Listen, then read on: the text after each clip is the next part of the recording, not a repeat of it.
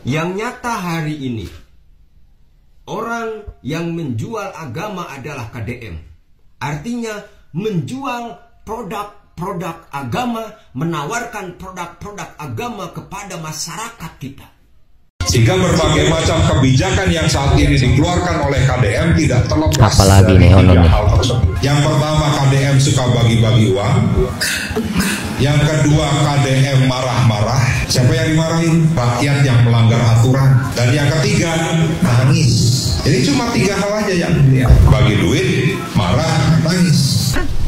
Ngomong naon lurah? Saya ngomong naon? Ngomong ayang ditempok. Kek, sebentar. Nih Pak Lurah, nih saya tanya ke Pak Bupati. Ya. Pak Bupati, waktu peristiwa saya telepon nggak? Telepon. Saya telepon. Ayo loh. Setelah peristiwa. Dari dulu kalian pada kenyang, pada dapat dana hibah banyaknya. Jawa Barat masih gini-gini aja. Lah sekarang dana hibah dipangkas ya. Ingat, dipangkas bukan di stop. Misalkan nih kalian punya pondok pesantren yang dapat dana hibah tuh 10 miliar, sekarang cuma dapatnya 100 juta. Itu pun sesuai kebutuhan. Begitu. Kan dulu mah kagak. Yang punya yayasan atau pondok pesantren yang punya akses politik di Jawa Barat dapatnya banyak. Sementara yang pondok pesantren yang kecil-kecil nih, yang kagak punya akses politik ya dapatnya kecil. Terus bahkan Assalamualaikum teman-teman, kembali lagi di channel Heru MK. Buat kalian yang baru bergabung di channel ini, mohon dukungannya dengan tekan tombol subscribe dan nyalakan lonceng notifikasinya. Ya teman-teman, lanjut ke topik.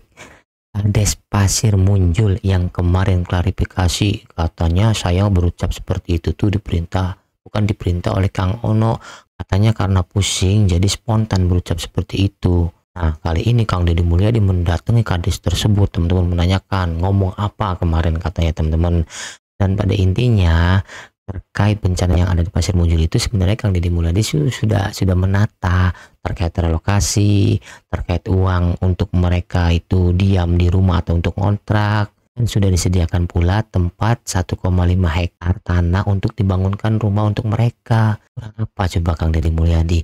Dan saya melihat di satu forum Bang Ono ini menjelekkan Kang Deddy Mulyadi, katanya Kang Deddy Mulyadi ini cuma bisa bagi-bagi uang, nangis dan marah-marah doang untuk bansos. Oke teman-teman, gimana beritanya? Kita langsung saja ke videonya.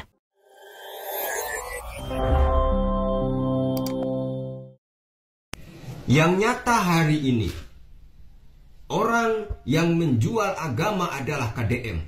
Artinya menjual produk agama, menawarkan produk-produk agama kepada masyarakat kita. Konsep kesederhanaan yang ditawarkan KDM adalah produk agama. Konsep menyantuni, memberikan perhatian kepada fakir miskin, itu adalah produk agama. Sesuatu yang disarankan oleh agama. Seorang pemimpin yang mau berbau dengan masyarakat kecil, turun langsung ke lapangan, adalah produk-produk yang disarankan oleh agama. Dan KDM melakukan itu. Maka celakalah kita, bangsa Jawa Barat, yang tidak mau menerima produk-produk agama dalam menyelesaikan masalah hari ini. Tidak mau menerima produk-produk Tuhan yang hari ini sedang KDM dakwahkan kepada seluruh bangsa Indonesia. Sehingga berbagai macam kebijakan yang saat ini dikeluarkan oleh KDM tidak terlepas apalagi dari nih, 3 hal tersebut. Yang pertama, KDM suka bagi-bagi uang. Yang kedua, KDM marah-marah. Siapa yang dimarahin? Rakyat yang melanggar aturan. Dan yang ketiga, nangis. Jadi cuma 3 hal aja yang dilihat. Bagi duit, marah, nangis. Dan itu sama seperti konten kreator, youtuber yang followernya jutaan. Nah, makanya coba bikin konten, bagi-bagi duit, nangis, marah-marah, pasti naik follower. Dan itu yang dilakukan oleh KDM. Sehingga berbagai macam kebijakan yang saat ini dikeluarkan oleh KDM tidak terlepas dari 3 hal tersebut. Aduh, kenapa sih Bang Ono ya selalu menghasut orang-orang terus untuk tidak suka kepada Kang Deddy Mulyadi gitu? Kenapa sih Kang Ono ini kan perwakilan masyarakat DPRD gitu? Kenapa sih nggak guyup gitu loh? Kalau emang kebijakan Kang Deddy Mulyadi itu bagus ya udah ikutan ngeriung, ayo kerjasama bareng. Apa karena beda partai gitu? Udah Bang Ono keluar aja. Kalau pengen guyup, pengen bener-bener kerja, keluar aja dari partai Bang Ono, gabung ke partai yang lain gitu loh. Biar Bang Ono ini nggak ada beban, biar bisa kerja bareng-bareng gitu loh. Pasti selalu menghasut orang agar benci kepada Kang Deddy Mulyadi. Kenapa Bang Ono? lagi. Saya lurah ya. Nah, iya tah lurah nah iya. Hah? Ngomong naon lurah? Saya ngomong naon. Ngomong hayang ditempok. Kek sebentar. Nih Pak Lurah nih saya tanya ke Pak Bupati. Ya. Pak Bupati waktu peristiwa saya telepon nggak? Telepon. Saya telepon. Ayo loh. Setelah peristiwa telepon apa kata saya waktu itu langsung? Masyarakat. Fungsikan. Siapkan tempat relokasi. Rumahnya saya bangunkan. Aku nol jadi ngomong ke mana? Kan itu lah Pak Ono, piwarang ke Bawa Mang Ono lagi. Cek lurah goreng. Aing tengah dengar aspirasi lurah. Ya. Ayo loh. Jadi begini Pak Kades, kenapa yang Purwakarta saya tidak langsung turun? Pertama, saya ini memimpinnya di Purwakarta. Ya. Jangan sampai ada pemahaman orang, gubernur teh nu diuruskeun Purwakarta wae. Nya abdi ge ngertos. Kan kudu nguruskeun Sukabumi. Purwakarta mah aing geus percaya bupatina alus. Ya, mantap. Kulantaran geus percaya bupatina alus, ya sudah cukup sama bupati diurus. Ya. Saya kan keadaan panik, keadaan musibah itu. Ya, jadi bagaimana paniknya apa itu? Ya, paniknya pusing, pas saya sampai ngedrop, pas sampai ke darah tinggi. Bapak pusing karena masalah apa? Ya, karena musibah. Oh musibah. Ya. Jadi akibat musibah, jadi ngomong kaditu kadieu. Oh, pusing. Bisa aja. Pak, saya itu Pak mikirin Jawa Barat nggak pusing Pak. Ya. Yang pusing tuh saya mikirin Bapak, saya Dia mikirin sini ke Kades karena ada musibah di sini. Oh, saya mah mikirin Jawa Barat, gampang kecil. Anu pusing mah mikirin lurah iya, we. Bapak kan udah kekuasai sejauh mudah-mudahan ke RI. Geus RI mah Pak Prabowo. Ya nanti ke depannya Pak. Kadang ulah lo jauh teuing ka hareup lah bising. Ieu salah lengka. Ayeuna mah we nguruskeun Pasir Munyul kumacanana beres. Nah, kitu.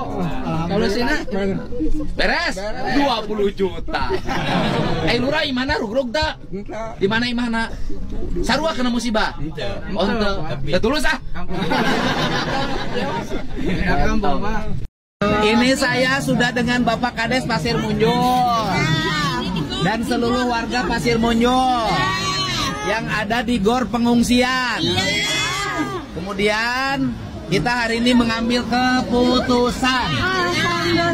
Keputusannya adalah mereka direlokasi.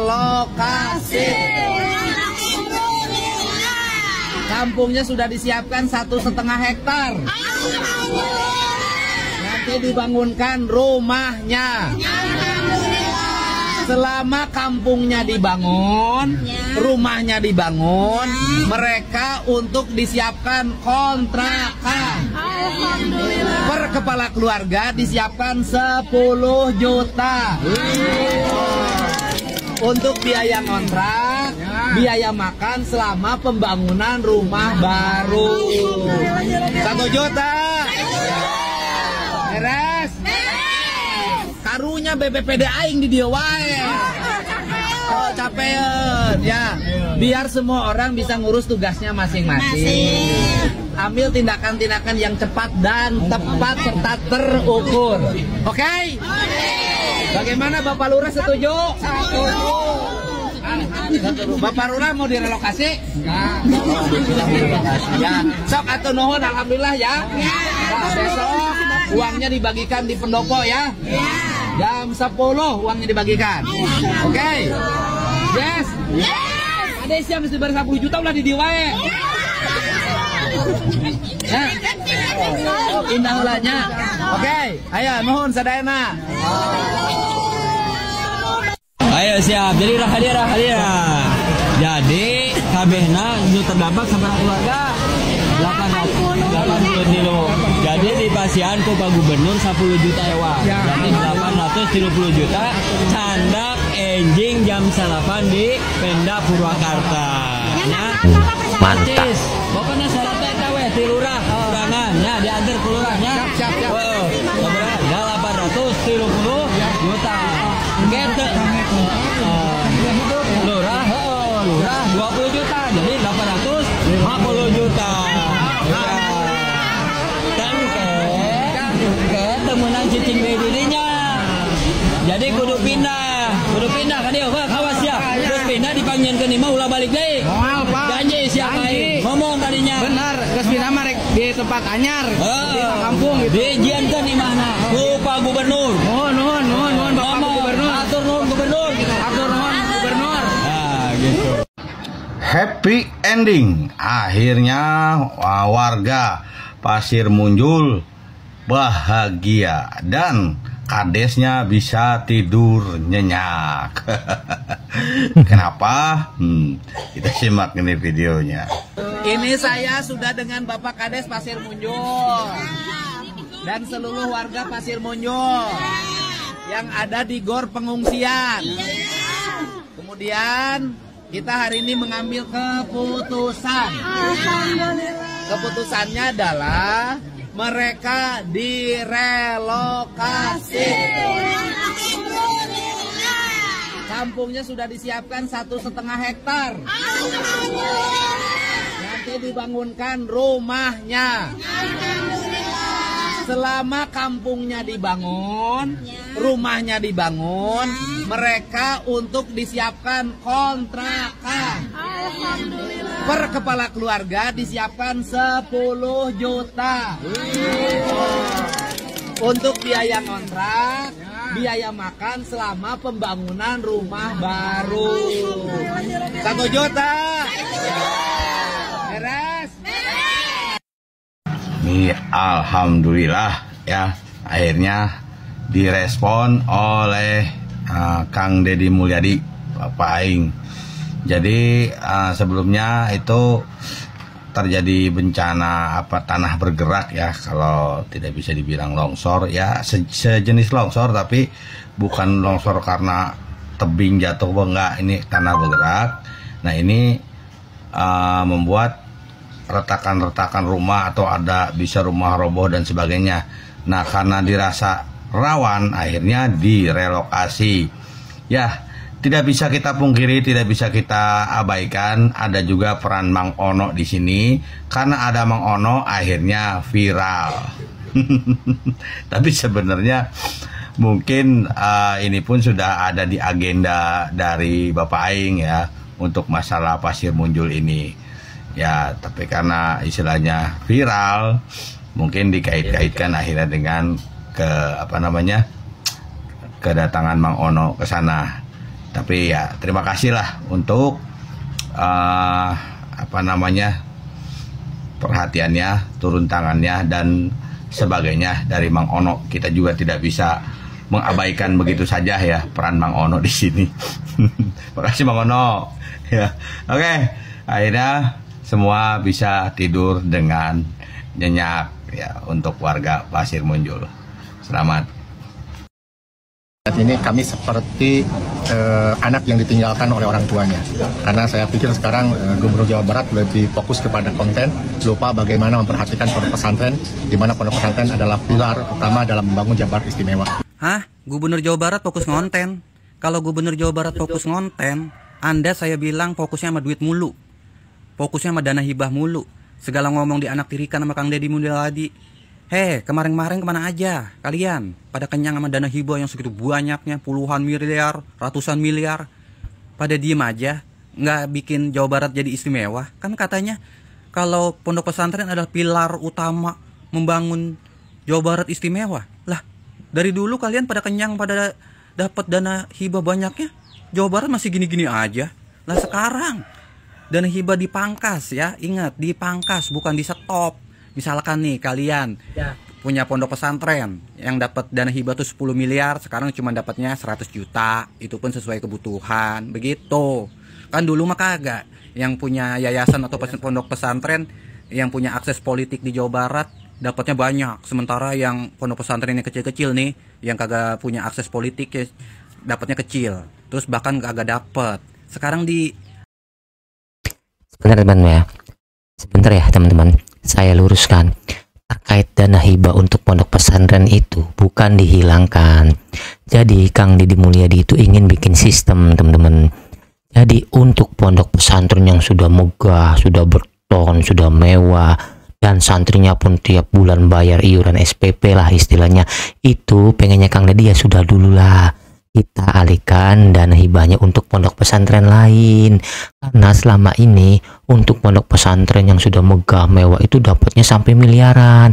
Tetapi untuk pondok pesantren yang di kampung-kampung yang masih kayu, yang alim ulamanya istilahnya tidak terlalu mengetahui terkait internet apa segala macam, yang tidak punya akses ke bupati atau gubernur, itu tidak pernah mendapatkan. Nah itu Kang Deddy itu ingin meratakan, ingin menyebar istilahnya dana hibah itu ke pondok pesantren yang masih dalam tahap pembangunan.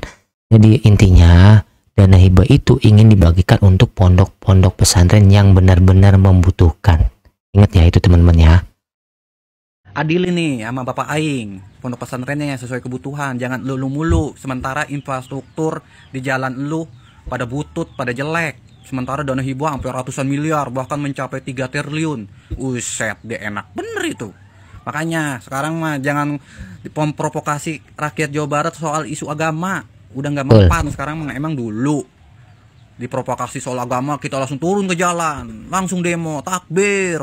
Kagak zamannya sekarang mah, cerdas. Terutama sebagai dipimpin oleh Kang Deddy Mulyadi Jawa Barat. Kami nih rakyat Jawa Barat, gua nih sebagai warga Jawa Barat tahu semua. Oh ternyata dana hibah itu banyak yang dikirim ke Garut, ke Tasik tuh paling gede tuh. Karena apa? Di Tasik dan Garut. Karena punya akses politik, begitu. Dan gue bingungnya Mang Ono ini setiap turun ke lapangan kemarin yang ke Purwakarta memprovokasi Kades, suruh klarifikasi, suruh ngomong, bikin gaduh. Sekarang ini juga bikin gaduh lagi, turun ke pondok pesantren. Harusnya tuh Mang Ono tuh ngapain di situ? Kan Mang Ono juga wakil ketua dewan DPRD Jawa Barat, harusnya bantu. Ngapain sih suruh ngomong buat memprovokasi Kang Deddy Mulyadi mulu? Seakan-akan tuh Kang Deddy Mulyadi mulu yang disalahin, apa-apa lapor Kang Deddy Mulyadi. Padahal Mang Ono juga ke situ kan sebagai anggota dewan, wakil rakyat, harus bantu dong. Jangan memprovokasi mulu nih Mang Ono nih. Bener-bener dah kemarin diem enak saya, sekarang bikin gaduh mulu Mang Ono nih. Kita hari ini mengambil keputusan. Keputusannya adalah mereka direlokasi. Kampungnya sudah disiapkan 1,5 hektar. Nanti dibangunkan rumahnya. Selama kampungnya dibangun, rumahnya dibangun, mereka untuk disiapkan kontrakan. Per kepala keluarga disiapkan 10 juta. Ngir sih ayeuna Kades. Kamari mah ngariweuh sia teh nya di channel TikTok masih ono ngomong ke Bapak aing jeung nomor WA teh aktif. Aing ngawean teh dibales-bales padahal baru itu teh deket. Kunaon ketika aya musibah kieu Bapak aing teh datang-datang. Ayeuna mah ari geus kieu kan Bapak aing keneh anu meresan. Bapak aing keneh anu merelokasi nyiapkeun tanahna encan mere duitna 10 juta per kakak jangan ngontrak coba. Kan hari geus kieu malain Mang Ono Pak Kades. Nah fungsina Mang Ono kamari kadinya naon coba? Oh ngaramekeun gitu nya supaya engke kasebut tuh gara-gara rame di TikTok Ono jadi Bapak aing kadinya gitu. Tong kitu karepanya Pak Kadesnya tong daek dimanfaatkeun ku batur sing karunya ka Bapak aing. Da Bapak aing teh ngurus teh nya lain warga Pak Kades doang, loba nu kudu diurus ku Bapak aing. Keur mah geus waktuna tanagana duitna ongkoh da geus kabuktian Bapak aing gawena teh nya ulah sampai gara-gara hal sepele anu dilakukeun ku Bapak aing selama ieu jang kepentingan masyarakat teh rusak diserangan terus ku lawan politikna. Besok tidak boleh lagi pegawai Samsat ada selempit, ada setor-setor pada pihak lain yang bukan peruntukannya. Saya akan berhentikan, akan saya proses. Jadi saya ada, maafkan ya, kalau yang dulu-dulu katanya ada setor pada A, pada B, 50 juta per minggu, udahlah, oke, saya tidak akan mengungkit. Tapi mulai hari ke depan nggak boleh. Ada duit itu setorkan lagi ke kas negara, setorkan lagi ke kas negara. Kenapa? Anda sholat tiap hari, Anda pergi umroh tiap waktu, tapi duit pendapatan daerah Anda berikan pada yang lain, Anda berdosa sepanjang. Ini harus. Dan nanti kita akan menggunakan sistem digital, semuanya akan tertata. Saya ingin pemerintahan ini baik. Hanya KDM yang berani menyentil Samsat. Dan ini ternyata terbongkar juga. Ternyata per minggunya itu ada setoran 50 juta. Luar biasa. Seharusnya uang pajak kembali ke rakyat lagi, untuk kesejahteraan rakyat. Ini untuk setoran untuk setoran yang di atasnya. Lihat videonya. Besok tidak boleh lagi pegawai Samsat ada selempit, ada setor pada pihak lain yang bukan peruntukannya. Saya akan berhentikan, akan saya proses. Jadi saya ada maafkan ya. Kalau yang dulu katanya ada setor pada A pada B 50 juta per minggu, udahlah oke, saya tidak akan mengungkit. Tapi mulai hari ke depan nggak boleh. Ada duit itu setorkan lagi ke kas negara, setorkan lagi ke kas negara. Kenapa? Anda sholat tiap hari, Anda pergi umroh tiap waktu, tapi duit pendapatan daerah Anda berikan pada yang lain, Anda berdosa. Itulah tadi dulu videonya. Kita itu jadi tahu toh bagaimana di Samsat itu gara-gara KDM ini. Bagaimana menurut dulur-dulur, baru kali ini ada pemimpin yang berani. Tulis di kolom komentar. Gara-gara program audit dari KDM, akhirnya 4 ekor tikus tertangkap lagi anggota DPRD dari Jawa Barat terlibat korupsi ya. Satu dari PKS yang kemarin keluar menentang kebijakan Kang Deddy Mulyadi, ternyata ini. Dua dari fraksi PDIP ya, yang lagi. Gerindra, pokoknya tidak peduli Gerindra atau apa, sapu bersih Pak Deddy Mulyadi, dan ini bekerja sama dengan Wali Kota Bandung, pokoknya sapu bersih yang korupsi, dan semoga bisa dicontoh oleh pemimpin-pemimpin yang lain. Dan ini yang kasihan itu ya, modal jadi anggota DPRD itu luar biasa. Ini modal belum kembali sudah tertangkap. Mungkin kurang belajar lagi ya, mungkin kurang pintar untuk belajar korupsinya. Dan ini enaknya diapakan dulur-dulur? Apakah harus ditaruh di tengah alun-alun dulu biar semua warganya tahu atau bagaimana? Tulis di kolom komentar.